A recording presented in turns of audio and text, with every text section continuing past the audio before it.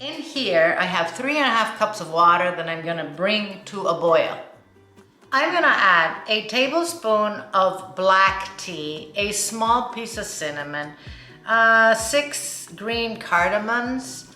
I have 5 whole cloves here, and maybe like 10 black peppercorns to this water.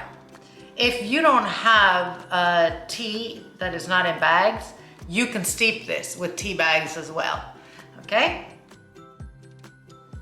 I'm gonna take this off the heat and we're gonna let this steep for about 4 minutes.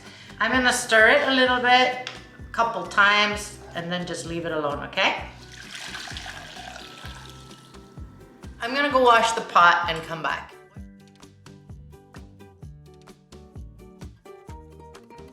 I'm gonna add 3/4 cups of milk. I'm using plant-based milk. You can use whole milk or just regular cow milk if you want. I am not going to sweeten this, but feel free to add sugar, monk fruit, stevia, whatever it is you use to sweeten your drinks, as much as you want and as sweet as you like it. I don't like sweetened tea, so I'm gonna drink it like this. It's delicious.